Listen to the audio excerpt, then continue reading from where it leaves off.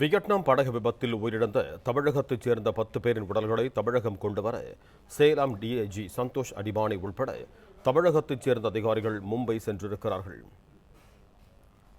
இது தொடர்பான கூடுதல் விவரங்களோடு இணைகிறார் எமது செய்தியாளர் பாண்டியராஜன். வணக்கம் பாண்டியராஜன், உங்களிடம் இருக்கும் தகவல்களை பகிர்ந்து கொள்ளுங்க. வியட்நாம் படகு விபத்தில் உயிரிழந்தவர்களின் உடல்களை தமிழகம் கொண்டுவர சேலம் டிஐஜி மற்றும் தமிழகத்தைச் சேர்ந்த அதிகாரிகள் மும்பை சென்றிருக்கிறார்கள். கடந்த ஜூலை 11ஆம் தேதி நிகழ்ந்த இந்த கொடூரமான படகு சிக்கி துரதிருஷ்டவசமாக உயிரிழந்த 15 இந்தியர்களினுடைய உடல்கள் இன்று இரவு மும்பை விமான நிலையத்தில் கொண்டு வரப்படுகிறது. அங்கிருந்து அவர்களுடைய சொந்த ஊருக்கு கொண்டு செல்வதற்கான திட்டமிடப்பட்டிருக்கிறது. வியட்நாமில் உள்ள இந்திய தூதரகம் மற்றும் ஹோ சி மின் சிட்டியில் உள்ள துணை தூதரகத்தின் தூதர நடவடிக்கைகளால் தற்போது உயிரிழந்தவர்களுடைய உடல்கள் சிறப்பு விமானம் மூலம் இன்று மும்பை வந்தடைய இருப்பதாக சொல்லப்பட்டிருக்கிறது.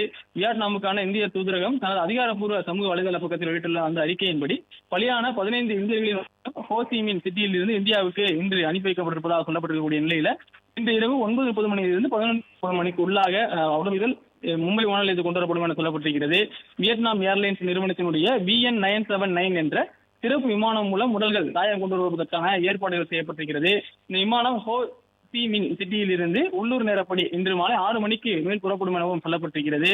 இந்திய நேரப்படி 9:35 மணி முதல் சத்ரபதி சிவாஜி மகாராஜ் சர்வதேச விமான நிலையத்திற்கு வந்தடையும் எனவும் சொல்லப்பட்டிருக்கிறது.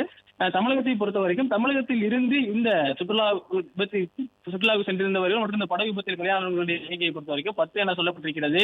தமிழ்நாடு முதலமைச்சர் அவர்களுடைய உத்தரவின்படி சேலம் சரக காவல்துறை துணைத் தலைவர் டிஐஜி சந்தோஷ் அடிமானி IPS மற்றும் தமிழ்நாட்டைச் சேர்ந்த பிற அதிகாரிகள் இன்று மும்பையில் இருக்கிறார்கள். அவர்கள் தமிழகத்தைச் சேர்ந்தவர்களுடைய உடல்களை கொண்டு வருவதற்கான அந்த அதிகாரப்பூர்வ பணிகளை மேற்கொள்வார்கள் எனவும் சொல்லப்பட்டிருக்கிறது.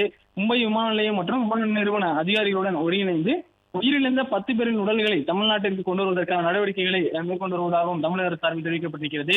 உயிரிழந்த 10 பேரில் 6 பேர் சேலம், தருமபுரி, திண்டுக்கல், திருச்சி ஆகிய பகுதிகளில் அவர்களுடைய சொந்த ஊர் இருக்கிறது. அந்த சொந்த ஊருக்கு அவருடைய உடல்கள் கொண்டு வரப்படும் என சொல்லப்பட்டிருக்கிறது.